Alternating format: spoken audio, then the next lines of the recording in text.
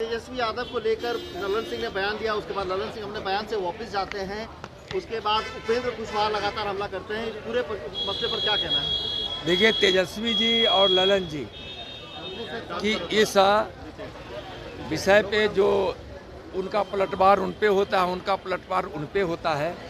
जहाँ बिना नीति बिना सिद्धांत के जहाँ समझौते होते हैं, वहाँ इसी तरह की बातें होती है।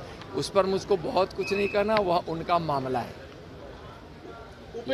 लेकिन यहाँ महागठबंधन की सरकार ने बिहार को बर्बाद कर रखा है। बिहार बेहाल है, बिहार बदनाम हो रहा है, बिहार भय के वातावरण में जी रहा है। विधि व्यवस्था चौपट हो गई है।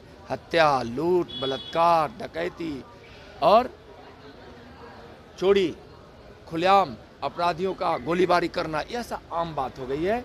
आप देखे होंगे कि आए दिन यहाँ दर्जन से ऊपर जघन्य अपराध होते हैं। उपेंद्र कुशवाहा ने नई पार्टी का गठन कर लिया है। उनका साफ तौर पर कहना है कि वो यात्रा पर निकलेंगे और जिस तरीके से मुख्यमंत्री ने पड़ोसी के घर में गिरवी रख दिया है और वहाँ उत्तराधिकारी खोजा है, इस उपेंद्र कुशवाहा ने कहा है कि नीतीश जी ने पड़ोसी के घर में उत्तराधिकारी खोजा, अपने घर में नहीं खोजा। देखिए, उपेंद्र जी से जाकर यह बात पूछिए, उपेंद्र जी अच्छे से बताएंगे, है ना। मैं इतना जरूर कहूँगा कि बिहार में महागठबंधन के खिलाफ लोगों में आक्रोश है, भयंकर आक्रोश है।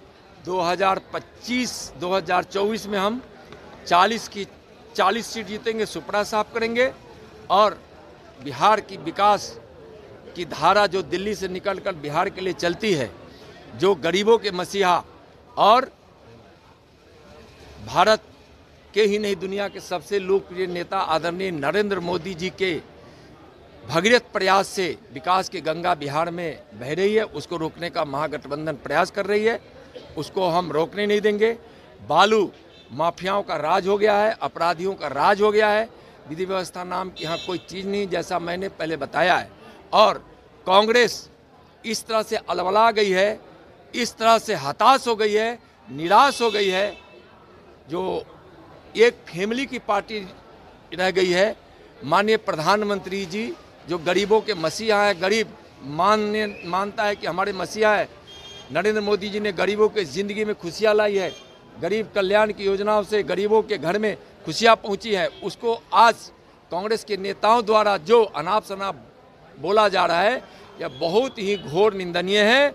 और कांग्रेस को देश की जनता, बिहार की जनता और उससे गठबंधन करने वाले सभी पार्टियों को बिहार की जनता और देश की जनता चुनाव में बता देगी कि मोदी जी को इस प्रकार से अपमानित करने के लिए अपशब्दों का जो बौछार कर रहे हैं, उसका परिणाम क्या मिलने वाला है कांग्रेस सहित अन्य पार्टियों। लेकिन नीतीश जी ने तो कहा कि 100 के नीचे आपको रख देंगे अगर कांग्रेस साथ आई, तो विपक्षी यूनिटी अगर होगा, विपक्षी पार्टी का, तो नीतीश जी ने कहा। देखिए, बिहार जानता है, जब भारतीय जनता पार्टी अपने कंधे पे बैठा के बिहार में एक अराजक और गुंडा राज की समाप्ति के लिए उनको मुख्यमंत्री बनाया, उस समय से ही न उनका जनाधार था, न उनकी पार्टी की जनाधार थी।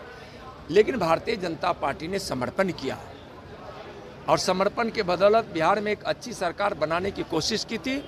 थोड़े दिन तक सरकार अच्छे रूप से चली भी, जब भारतीय जनता पार्टी की सलाह मानते थे। और उनका क्या है, बिना जनाधार के हो गए हैं। क्या वक्त बोलेंगे, किस समय क्या बोलेंगे। कभी तेजस्वी को सौंपते हैं तो ललन जी कहते हैं कि नीतीश जी ऐसा कर नहीं सकते। अब नीतीश जी नेता है उसके, कि ललन सिंह नेता है, कि तेजस्वी यादव नेता है, पता ही नहीं चलता है। आपस की इस विरोधाभास में बिहार को बहुत ज़्यादा नुकसान पहुंच रहा है। अब जनाधार नीतीश जी के पास कुछ नहीं है।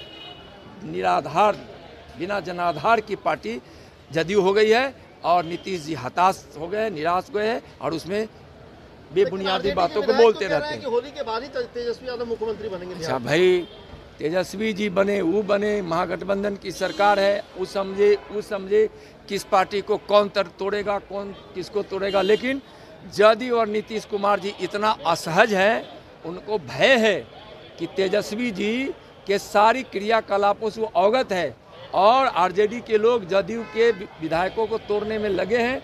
यह जानकारी राजनीति के गलियारे में हम लोग भी सुन रहे हैं, आप लोग भी सुनते होंगे। अब क्या है क्या नहीं, उससे मतलब भारतीय जनता पार्टी को नहीं है।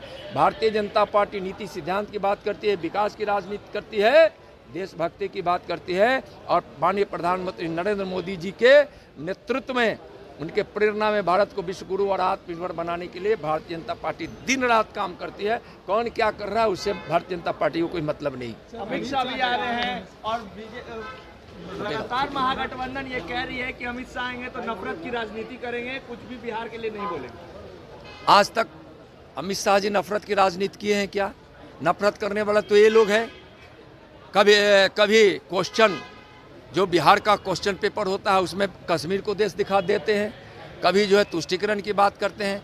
क्या किसी को प्रताड़ित कर, किसी को अपमानित कर, किसी को नीचा दिखाकर वोट के लिए क्या यह सामंजस्यता स्थापित करता है? क्या सामंजस्यता, भाईचारा, सद्भाव, एक दूसरे को सहयोग, सेवा, सब भारतीय जनता पार्टी के संस्कार में है। वो तो वोट के लिए कुछ भी कर सकते हैं।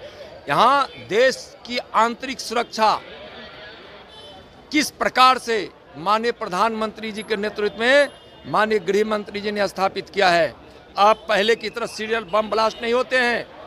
नक्सलवाद समाप्त होने पर है, आतंकवाद समाप्त होने पर है, उग्रवाद समाप्त होने पर है, देश में शांति वातावरण है। और माननीय नरेंद्र मोदी जी के नेतृत्व में विकास की गंगा बह रही है और इसमें शांति की व्यवस्था बहुत जरूरी होता है। कौन कहते हैं?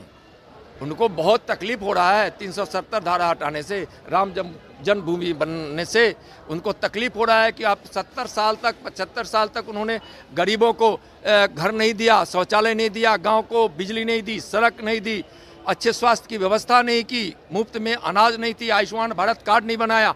और क्या बोलेंगे? बोलने के लिए उन लोगों के पास कुछ नहीं।